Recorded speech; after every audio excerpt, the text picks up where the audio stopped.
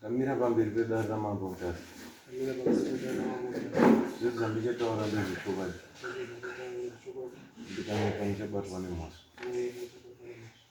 Mwari ngaandikombe.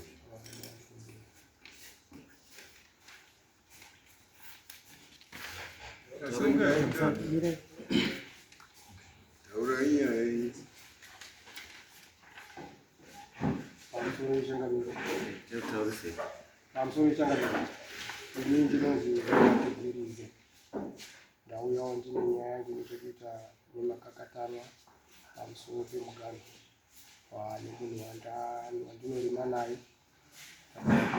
panyaya dzekurima idzodzo dzemugano. Munda uyu wakatengeserwa tapiwa nhamburo nevanhu vekwanyapwere vanerudzi rwemunda. Saka handizivi changamire kana nezvekuita ndizivi nezvekuita nemugano wacho.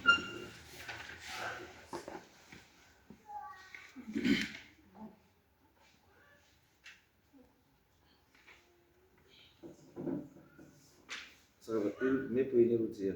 Mepo yangu inoparidza minda mamiriro yakaita. Pane max apo ndopani pane dambudziko.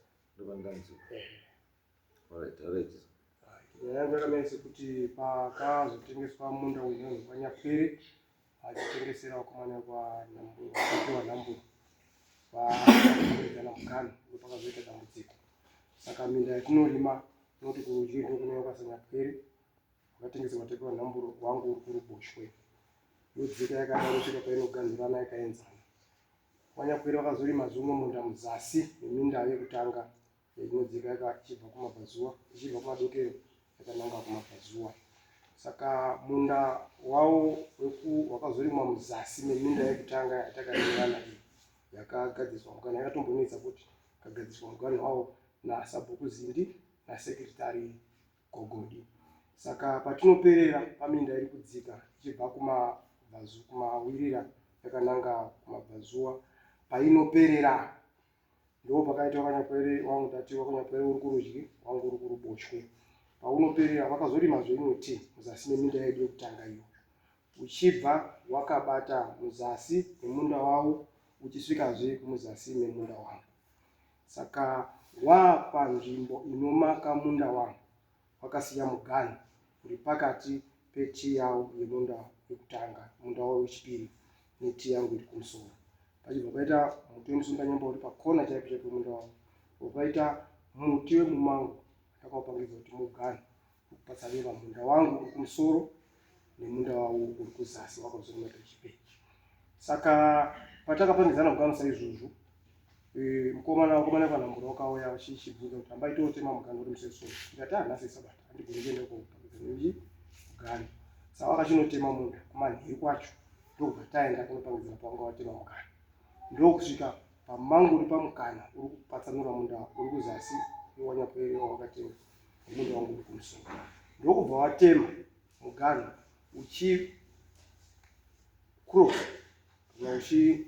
uchipurosa mugano uri kupatsanura minda yedu uchipinda munda mangu. Saka taakubva kumba tichienda kumunda ndakabva ndavati chiuyai ndikupangidzei tichitanga kumucheto kwemunda tozokupangizai kuzasi kwatakadini kwatakapangidzana mugano. Vachibvontaidza yai kuno tikupangidzei uko tinoonodini nekuti kumucheto kwemunda ndekuno ukataka kuenda mukati. Saka takazviita katatu kese kanzi yai kuno ndiende kuona zvawada kuedza kutaura. Tasvika mukati macho takabva ndaona watocheka mugano ubva pamango uyo ukupatsanura munda wetiri kuzasi yavo neti yangu kumusoro wachibva wapinda mumunda mangu. Tikati vakomana kumatema mugano apo handipo, mugano uri kumucheto kana ndida kukupangidzana. Saka wapedza izvozvo tambonesana takatazoenda kupangidzana. Musoro kwemicheto yemunda ndipo wakagadziswa mugano naSabhuku Zindi naSekretari Gogodi. Kutori kwakamakwa kwakati chechetere uchibva kumawirira uchidzika kumabvazuva zvakaswatuka. Hauna kutema mugano uchibenda. Saka pakawapangidza mugano iwoyu kumusoro kwawo wakati patsanukei. Taakupinda nechemukati kuzasi kwacho uchienda kumugano uri kuzasi uya uyu nemukana uri kupatsanura tii yawakazorima kechipiri mushure yedu yekutanga. Kwakabva kwaita tii yanga yakabatana batana. Ndikasimawo tii yangu zvaingonetsa unoza kunetsa uchingoita vanyapwere vachaigara vasima tii yavo padhuze neyangu. Asima tii yangu osima tii yangu padhuze neyangu. Saka kuzasi kabva yazobatana asi kumusoro kwaita kupatsanura. Uchibva waenda kopinda mumugano uri kuzasi uripatsanura munda wangu uri kumusoro, miti yawo iri kuzasi. Saka nanhasi ndazoti wakomana zvekunesa ndikadedzi Sabhuku atibatsire pakugadzisa mugano. Sabhuku akazouya ndavataurira kati Sabhuku muchitarisa mamiriro akaita nzvimbo iyi tii yakasanyapwere ndei vaibva vanongezera tii iri kuziswe mari wakasanyapwere kandi ndeiyi yati hongu Sabhuku ndazvinzwa. Saka wakazojambire mugano uripo uyu wakamangu uchipinda munda mangu. Sabhuku achibva ati handichazivi bani. Kati hamuchazivi nekuti handinoona kuti mukana uripo uripatsanura minda yacho ime mukuti chii nemamiriro akaita munda sekuona kwamuri kuzviita. Kazvandiye handichazivi kana zvigora munokwedza nyaya yenyu yoenda mberi. Taendesa nyaya yangu kudare yachangamire Zindi vakangonotsigirawo zvanga zvataurwa naSabhuku zvisiri kundigutsa zvaita kuti nyaya yangu indikwidze ichiuya kuna dare renyu changamire Okay, Nyakwera wacho. Nyakwera uri. Ari gauya. Nyakwere. Yomo.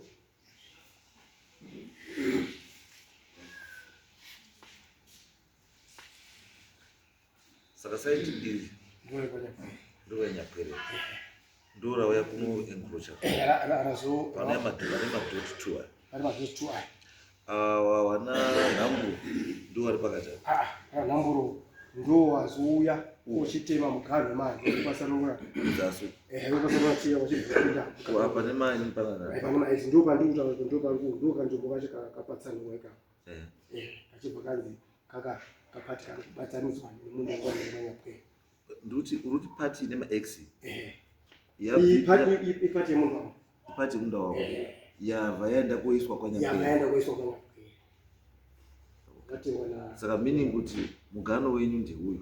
Urikugadzira naSabhuku Zindi nasekretari ikoko. Okay.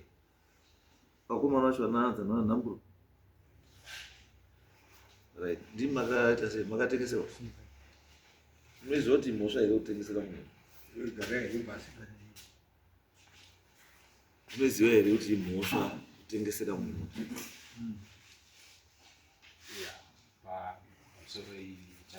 Ndomabvunza chimupindure ipapo. Imhosva. Saka munoitire mhosva muchiziva. Munda wetii. Hauna basa rekuti tii kana kuti chii. Kana watenga munda watenga munda. Zvokuti ndewe tii kana kuti ndewe mabhuguya kana ndewe ichi hazvina basa. Chawatengesa isi tiba. Watengesa land. Because tii iri kumera muvhu. Chawasingabvunzi kutengesa ivhu. Ndiwe mutengi. Nyakwere simuka. Ndiwe mutengesi. Ndiwe kamutengesi. Ndiwe kamutengesi. Ndiwe mutengesi. Unoziva here kuti haumwe land haitengeswi. Saka wakatengesera.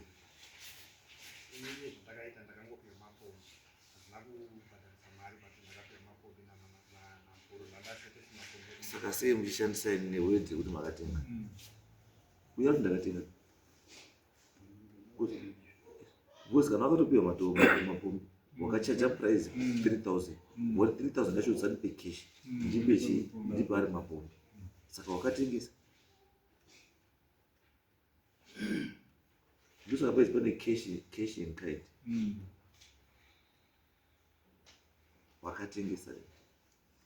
You are not allowed to tengesa land. All land belongs to the state.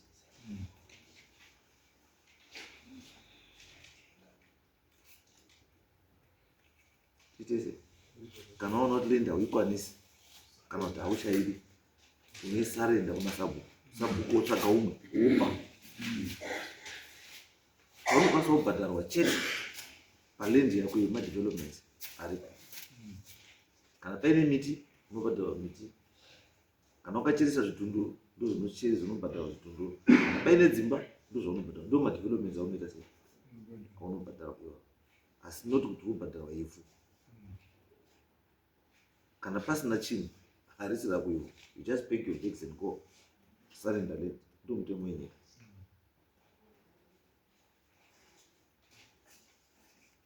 Saka wakataurira Sabhuku here kuti ndautengesa munda. Yes, patakaita zvese zvitatu naSabhuku mukati. Ukampa mutete wake.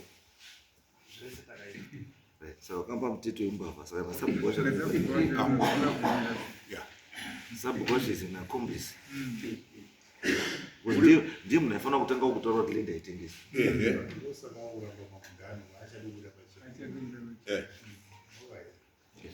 Reason why ukona mugano haachadi kusvika padhuze because anoziva kuti zvandakaita kwaya kuenda ndakobatwa kuti ndakadya.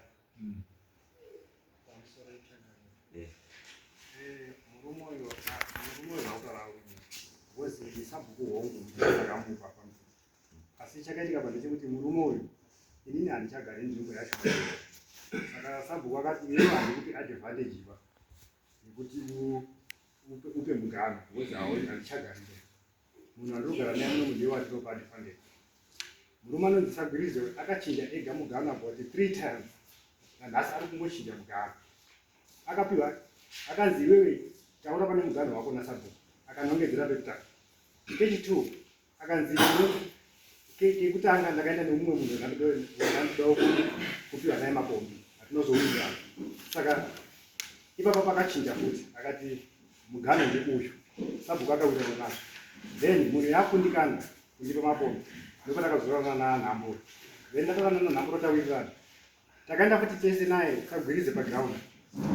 Sagwirize akanzi nasabhuku ipa zvekuti mugano. Sagwirize ndiye akamaka zvekuti mugano kuti mugano wako unoperera apa. Then zvadaro isu hatina kurapirana nazvo takabvumirana nazvo.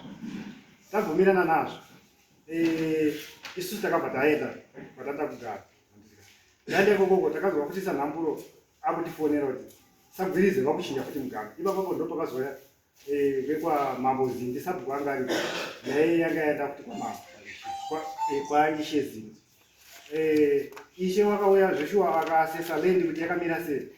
Vakaona zveshuwa kuti Sagwirize mataura akuita ndezvekunyeba izvi because ndiye aingopa ega mugano. Isu hatina kubvira tapiwa advantage nasabhuku yekupa Sagwirize mugano. Iye ndiye aindotipa mugano. Wamuda kutiza nyaya yangu. Nyaya yangu ndeyekuti wakatengesa Linda. Ndiko ndichii.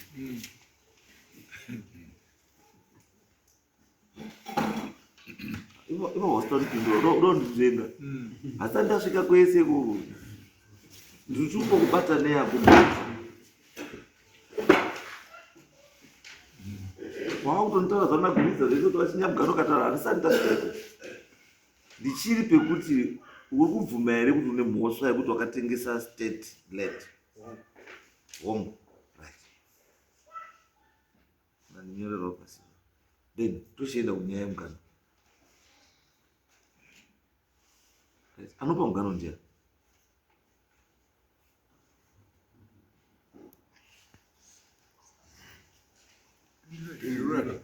Ipapo anopa mugano it depends nekuti isusu kana tichiwirirana tiri vavakidzani kana kuti vagarisana handitika tikawirirana togona kufanana tega mugano towirirana. Asi kana tikatadza kuwirirana anokwanisa kupa mugano ndisabhuku kana kuti Ishe.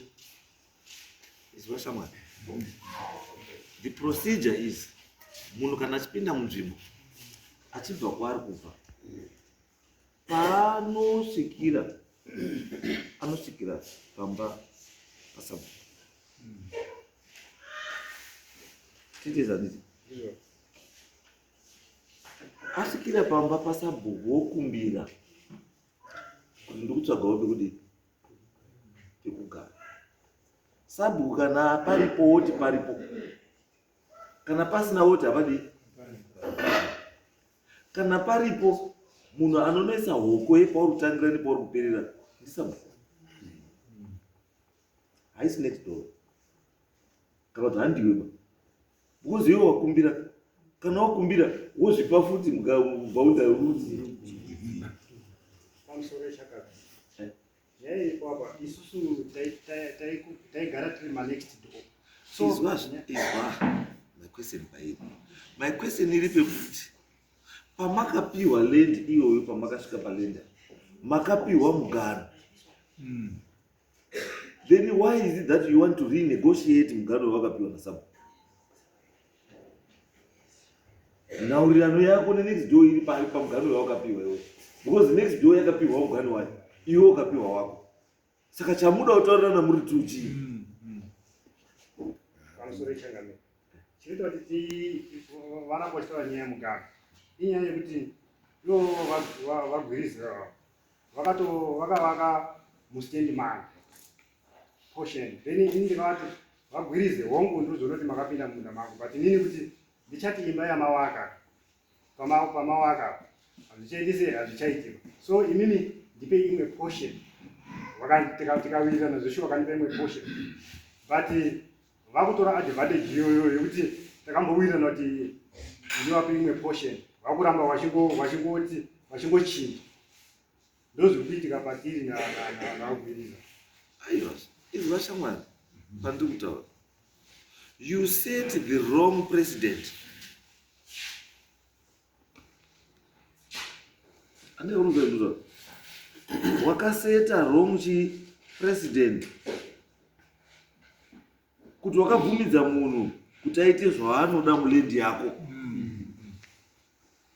Ndokubva akutaurira zvaanoda, then you complied nezvaari kuda. Ndobva adzoka futi, ndobva aita futi zvaanoda. Hauchakwanisi kumukontrola because kekutanga wakatadza kumukontrola. And then my question ndekuti chiri kuti utadze kukontrola munhu paproperty yako chii? Because zvakundipa mumwe mufungo manje. Pamusoro changamira. Amira. Zvakundipa muchi umwe mufungo. Mufungo ndakuita manje ndekuti imi muri 2 iwewe nauyu. It's either you are settling there or you are settled there illegally. Because amukatsunga muchema nenyaya yemaboundary kasabhuku uripo ishe uripo. Atika moramba mutaura kuti muchema nenyaya yeboundary one. So it means muri 2 gwiriza newe hamuzivi mugano. And the fact kuti hamuzivi mugano is because you are illegally settled ipa pamuri pa. Makazvipa. I'm not gonna support. You are negotiating muri 2. Whereas you are not supposed to negotiate. You are supposed to be told kuti you unotangira pochipirira pa, you unotangira pochipirira pa, you unotangira pochipirira pa. Why are you negotiating? The fact that you are negotiating means kuti muri 2 hapana unoziya panotangira nepanogumira. Makapapuwa nani pamuruga? Ayo chimbomira unotenga. Wakapapuwa nani? Takapapiwa na Sabu. Saka ndo wasika involve Sabu panyaya dze conflict. Wasiri kuita nani next door. Sabu uri. Yes, taka negotiate andika. Then ura mvunzo. Sei nyaya yako isina Sabu kumukati. Ina Sabu kumukati. Saka Sabu uri chii? Uri. Uri pano. Ngauya. Uri pano uyu. Ndakati kuya muziti wakawa nzvimbo uripo ngati tauri. Ngozi ukona zitutaura azani ndiani? Yazani? Yakwira. Ukona pana nyaya yangu leo. Iwe mtendi kimbogara ko pasi. Nduda Sabu kuya. Sabu kusungaya. Ndinotenda mukauri. Ndauya ndagara ndiko. Gare. Wana wangu wandinorarama nawo. Takutaura. Nyarara wabvunzwa kuti Rotoroti. Is why nyaya tikutaura. Tati. It is the duty of the village head to receive and accept new applications for settlement in his area. Those not only children. Traditional Leaders Act, you know the it is the duty of the village head to receive and accept new applications for settlement in his area. Hapana kuti chief, hapana kuti headman, hapana kuti DA, hapana kuti patani village head. And the process is kana village head might application awana tsamba anozitora, azitora kana ina upekugara apaona pekuda kuisa munhu anoenda kuward assembly. Unotaura kuward assembly kuti ndine ma applications 10 ewanhu vanoda pekugara munzvimbo mangu. Right now I can only accommodate 6. What do you accommodate wapi? Now. Say what are 6, you explain. Andi vanhu vauya here nematsamba ekwauri mbobva aripo nechi, then the ward assembly chi approves. Kana ward assembly yaapprova, handiti maminitsi yoenda kupi council. So those people are registered muvillage imo kunoona vakanyuwana vakauya vakati varipo. Handizvo ndosaka ndiri kuramba kuti when it comes to allocation neresolution yemaland disputes, pari kunetsana vanhu, pari kukakavadzana vanhu nenyaya yeland, hapana negotiation ba, because pawakauya sabhuku vakakupa mugano yekuti unotangira apa uchigumira apa. So iwewe hauna mararamiro ekuti unegotiate neuyu neuyu kuchinja boundary rawakapiwa nasabhuku.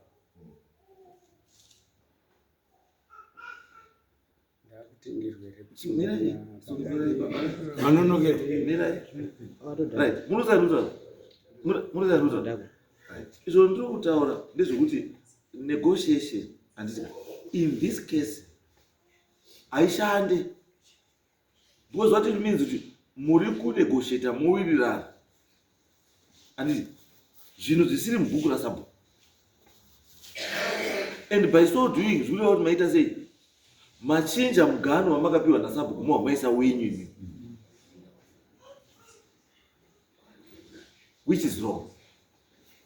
And the reason why you are here today is because makanegotiata zvisiri chii pamutemo. Saka umwe abva afunga kuti magariro enyu panapa tikangonegotiata next door yangu zvandava kuda ndizvozvo. Ende simba rekuti ndepakwa husisina.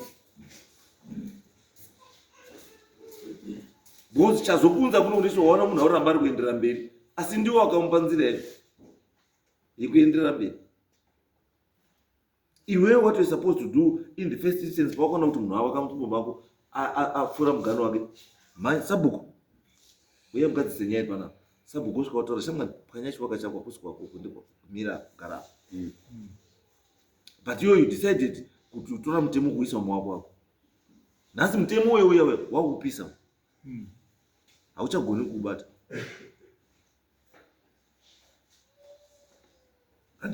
Mataura emi kuti ngekutanga sabhuku akauya akaresolve, ndizvo akauya akaresolve akaisa new boundary, ndizvo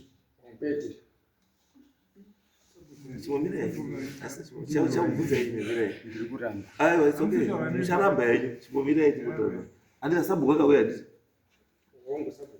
akapa new boundary. Aiwa saka purpose yake yekuyanga iri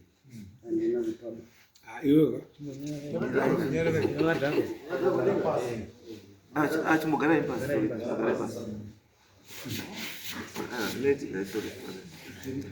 Right, ndati andikaona question yangu peni, ndati purpose yako yekudaidza sabhuku ndei, kana wakadaidza sabhuku kuti apiwe mugano munyowanagurisa mulendi yako iwongori mugari, iwewe ndio muridzi welendi, ndio waenda kudaidza sabhuku. Handiti sabhuku wouya instead yekuti arizove nyaya iyoyo, handiti sabhuku newe mopiwa mugano ndigwiriza, imi mavamatoteerera chigwiriza.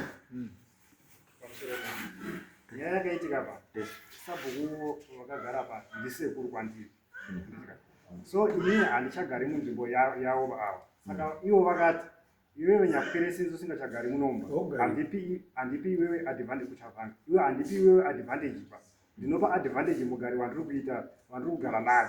Saka iye akasarudza kuti iwe ugwirize isa maka pane mugano wako, akabva amaka ega mugano wake. Challenge iripo ndeyekuti iwewe lendi imbori yani, imbori yani lendi iwewe, lendi ndewabereki. Saka are you the only child? Inini ndiri ndakanzi nditarise nezveredio. Ndati are you the only child? Handisini ndega. Hausiwe wamwari. Vamwe vakati hatina basa napo ipapa. Waripi? Vari kumusha. Vari kukumbo. Kupi? Kuchavanga. So in other words, hausitaura chokwadi. Chokwadi chausiri kutaura ndechekuti your family relocated from this area to Chavanga. So if you relocated from there to Chavanga, it means that you no longer have authority over that land because it's no longer yours. You have to surrender that land to Nasabu. Unoterera here nzvimbo. Mutero. Mutero ndaiterera. But izvozvo zvandichaterera kubva pakatorwa navanhu. Saka uchiweyo. Izwa Namburo kuti uregere kwati izwa shamwarika tinoda kubatsira kuti uregerere kuterera kuna Namburo is because wanga watengesa land uchitengesa kuna Namburo. So waida kuti uye ukontinue kuterera sei iye wakatengesa land yacho kuna Namburo. Haane responsibility yekutanga kuterera kuti Namburo ndiye hanyu owner. Ndizvo apa inini changamire ndingobatsira chete. That's why iwewe in the first place wafana kustombori panapo. Afana kuti panapa ndi Namburo na Greece. Wongo ndizvo but because land isiri yako. Inini kutengesa kwandakaita kachangamireka uyo ati ada witness ini ndauya kuzomira sewitness kwete kuti nini ndiripo panyaya yavo pawakarepoterana ndanditoripo but nini because alright ndosaka ndikubvunza kuti iwe ndo wakatengesa ndati iyo nyaya yekutengesa ndatokubata nayo kudaro right ndo mhosva yako yekutanga asi yechipiri ndiri kuti kana iwe wakapatengesa uchiucha pane umwe munhu ipapo handiti it means kuti munhu yeye ndiye anofanira kunge akamira apa achiti mugano wangu nagwiza tikunesana nagwiza nenyaya yemugano not iwe because iwe uchikudei ipa kana usiri pakuba unozvizwa saka ini anodaidza witness ba you are not coming in as a witness asi anadaidza witness iwewe handisanda kudaidza apa because you are coming in only as a witness not as owner because you have disposed of this land land wakavhanga wavo kuchavhanga iwo dai ndandotora stand kuchavhanga ndiyo unomira uchindeya but iye hausipo because wakati wakapa Namburo munhu anofanira kunge ari kumira as complainant apa munhu anokwanisa kunge achimira apa ari complainant ndiani ndi Namburo. Saka inini Namburo nyaya yake inenge iri yekuti chii Namburo achititaure kuti Namburo mugano wawakamupa iwewe handizvo pawakamudini pawakamutengesera ndiwe here mugano wacho kuchengetedza kana kuti ndiwe here mugano unozikanwa naSabhuku. Akaona nyaya chipairi nyaya iri pekuti iwewe pawakatengesera Namburo wakamupa mugano yekuti land yako inotangira apa ichiperera chii apa. Saka Namburo ndiwo zvaakudii zvaakushandisa izvozvo zvawakadii zvawakamutaura nezvawakamupa handizvo. Saka ndiye anofanira kunge arumira mudare munomu achidhifenda zvinhu zvawakaita sei zvawakamupa handizvo. Not iwewe it's like you ndatenga imba yangu Greenside ndobva ndatengesa imba yangu Greenside ndotengesera munhu ndobva ndakupa mapepa ese essence agreement of sale everything ndakupa zvese po paita issue nenext door kuti pauri kunima ndinda isorima mabwira ndichirudzoka kwauri hereni kana ushuru ndida wei ipapo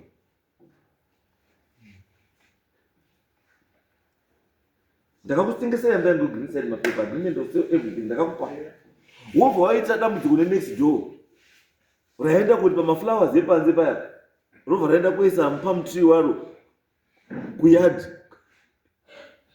kwako kwandakakutengesera unouya kodaidza inini kuti next door yangu yasima pamba pako pawakandipa paya unoendepi nenda ukanzuru mapepa ako akakwana uyu munhu chamaukawazabazibuya kugara andizvo zvakafanana newe zvakaruka iwe wakatobvapo uri kuchavhanga iwe apana Namburo munhu anofanira kutaura nenyaya yemugano ndi Namburo iwe kana kuti kukuda as witness tokudaidza kuti witness semunhu akapogarawapo mugano wako kamira sei because ndo wakapiwa naSabhuku asi ndasvaya makwesini pekuti pamakaita transaction yako iyo naNamburo handiti Sabhuku anga ari pere because munhu aifanira kutaura kuti Namburo mugano shuwa ndiwo ndiani That's why ndaramba element yenegotiation between you nagwirizi. Kana paine mugano mama akunegotiata chii. This fact that mama akunegotiata means something was not right. But transaction yenyu kana pakaitire kenyu kama kaita zvinhu zvenyu something was not right. Namburo sunuka inogara pasi.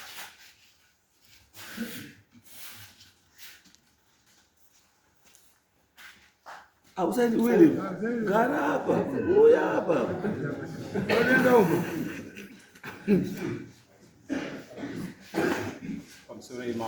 Yes, nduti nini mugano wawakapiwa iwewe na Nyapwere pamakapana chi land unoziva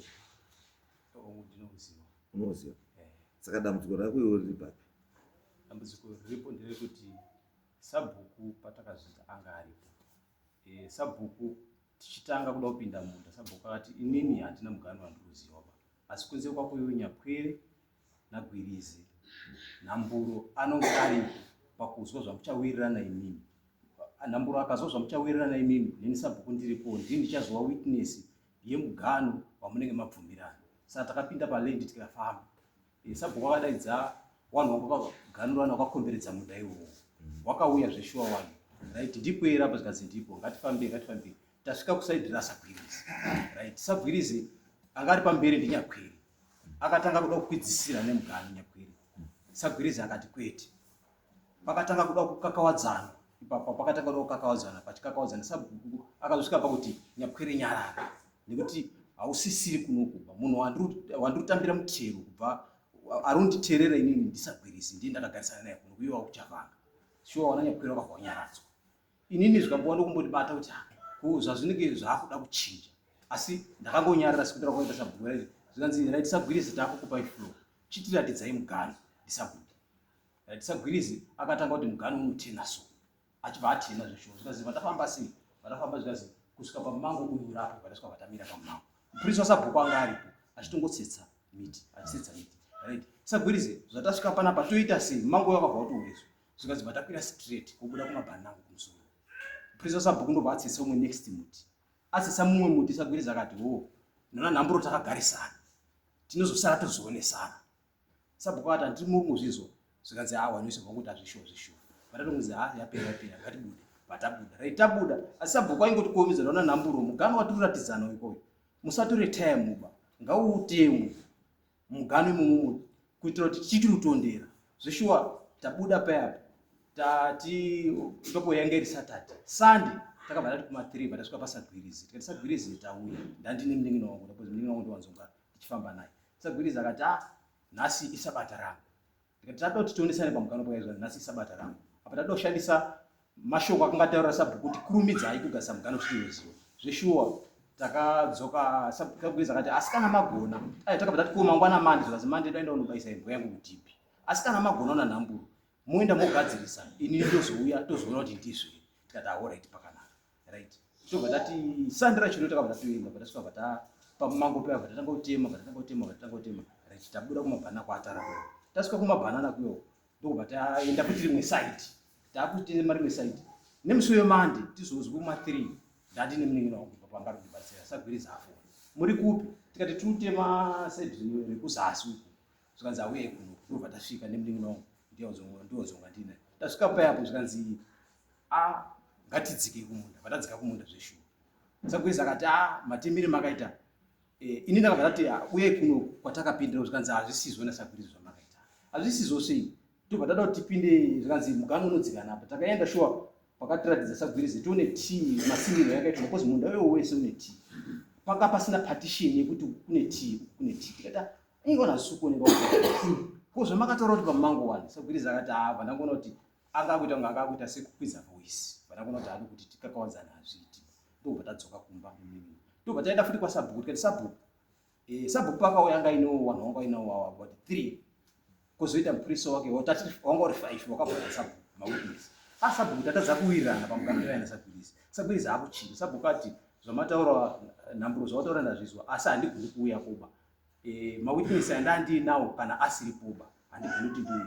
shota akagara kwani tobva taita unga 3 days tizosabhuku abvafona akati anohwana ndakauya nawo payapo waya wapo ndaakuchiva shota takamumirira sabhuku ndobva auya svika payapo akasvika nekwangu ndokufunda sagwirizi ndokudzikawo nevamwe wangu ainawo right tasvika pinda pamberi ndobva tatungamira tobva tasvika pamango payapo patamira sabhuku akati wanhu wandandinawo mawitness ake warume takauya panapa tikaona zvatakaratidzwa nasagwirizi saka inini handina chandogona kutaura pari zvino so wakomana ndizvo here zvaitwa ndona nhamburo gwara rawatema ini wakatarisa sho wakati tikazoitwa ndona nhamburo 100% hapana chawaputsapa sabhuku ndobva azoti inini ndaakuchisekendawo zvaitwa ndona nhamburo ndiri kuona hapana chakaipa baba asi nyaya irifo ndeyekuti sagwirizi munogona kutadza kuwirirana nazvo munogona kusimuka yenyu nenyaya yenyu muchienda kupi muchienda mberi hatimuzo right wana sagwirizi wakatanga kuti turiona nyapwere ndotuda nyapwere ndotuda iona nyapwere wao sabhuku akapota wana nyapwere wachinei ingaonera akakupa iflow baba sagwirizi kuti nongedzai mukanongedza kuti panapa ndo pane mugano nasuno makuti mugano unopfuurira kuenda mberi zvakufamba sei chiwa payapo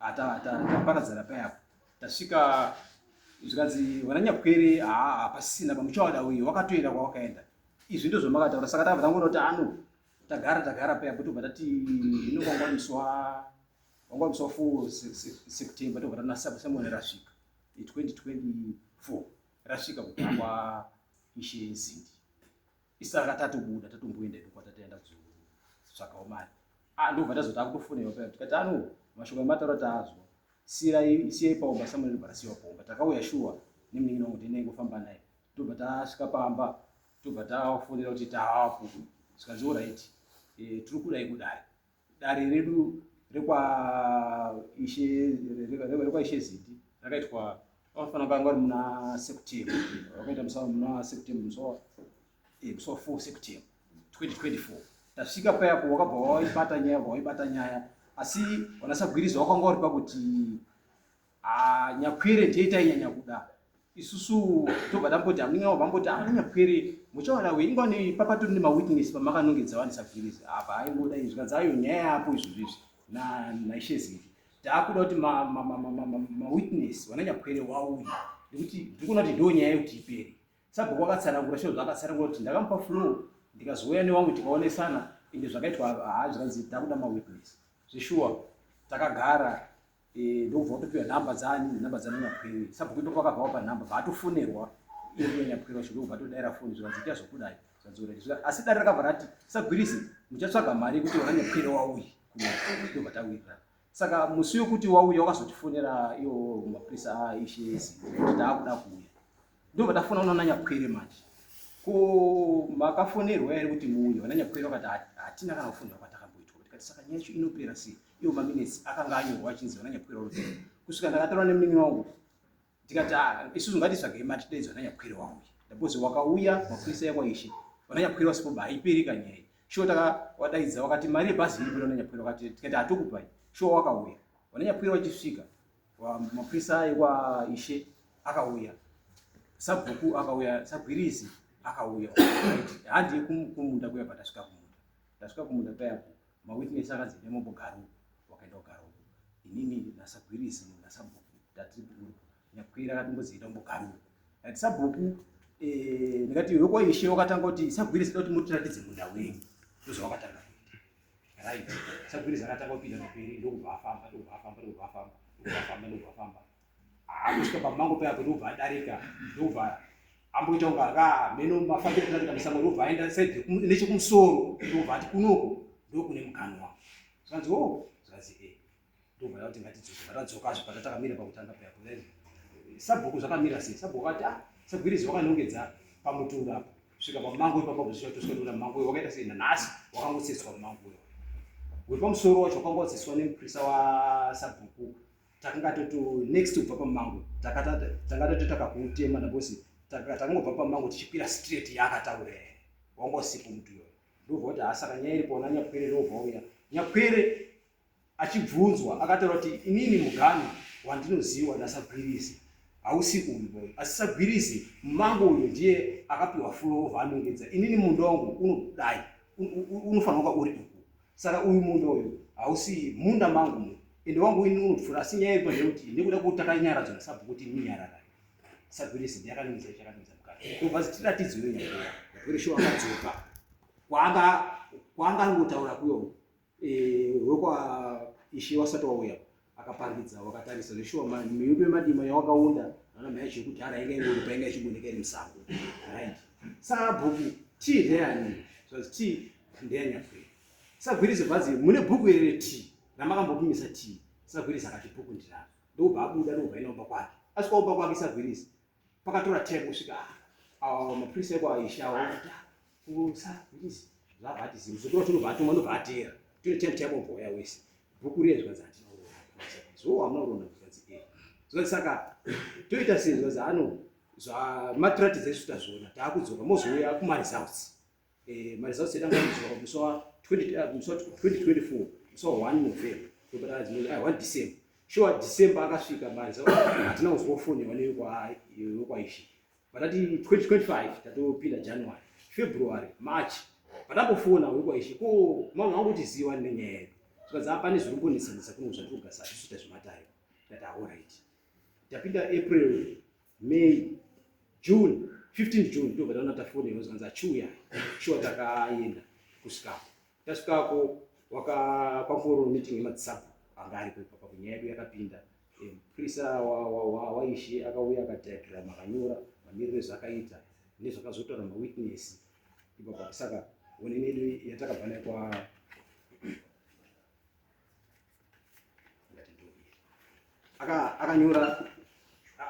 akanyora zveshuwa pasi mamiriro ezvakaita aiti wakazoipedza pakuti ino isu maone takazviita takaona sekuti sagwirizi zvaakataura nezvatakaona zvaakazoita kuwedzera munhu hazvichabudi papapo ende pamusoro pazvo nyapwera achitaura achita kuti sagwirizi aindifonera ndiri kuMozambique achiti uya kuno iwewe kumashuru uya kuno kuiwewe nhau iripo ndekuti ndoda kuti tipushwana nhamburo kupinda mukati ndokupa mari atinoona asi inini ndakaona kuti anenge akunetsa saka ndakazoti mukadzi wangu iwe chidaira foni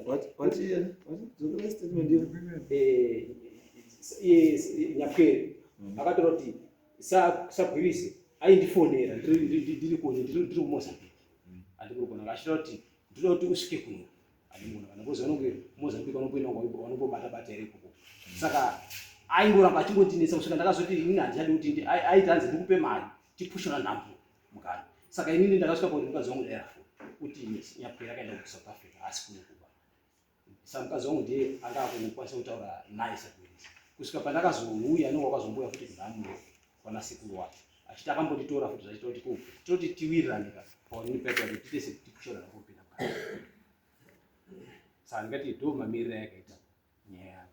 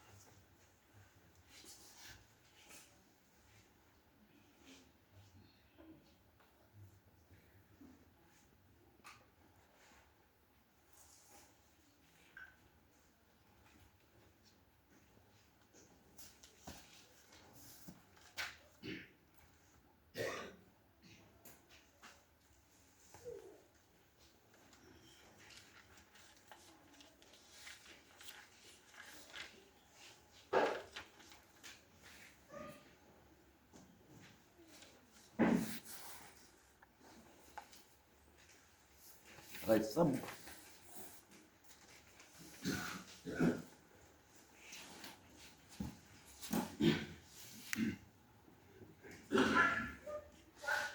Right. taura henyu zvamunoziva nenyaya iyo. pamusoro yezimbabwe Yes.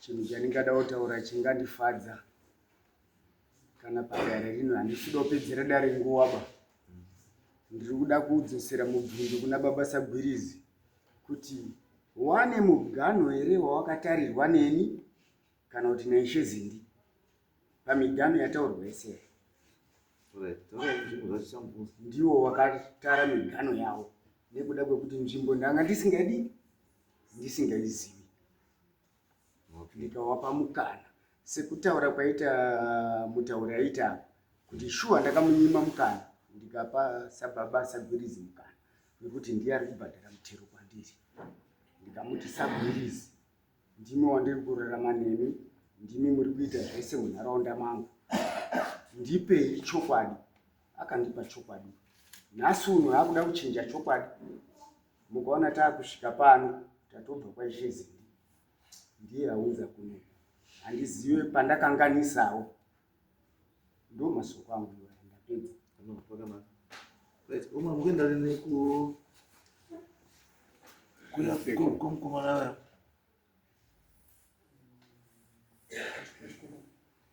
Yakwachikuku. China. Masvika uko. Muhamanoona twakamira sei? Area yacho iri disputed yakakura sei? Yakoti kureba kufara kwayo kwangu anzore chandamira Kufara yakafara sei? kuti kufara kwayo tinaise between 20 and 30 meters 20 meters. kufara kwayo Kutofurwa nehori kufara wacho. kufara kwayo unogona kufura kufa kuchibva kuchienda What's kudai 28? aiwa tingakuti kubva apa tingakuti kuma 20 to 25 Ndo kufara wacho. kufara Kureba wacho. kureba kwayo unogona kufura 30 meters kudzika. Okay. So in actual fact 20 by 35, that's about 600 square meters. Is 10 day for corner of the number.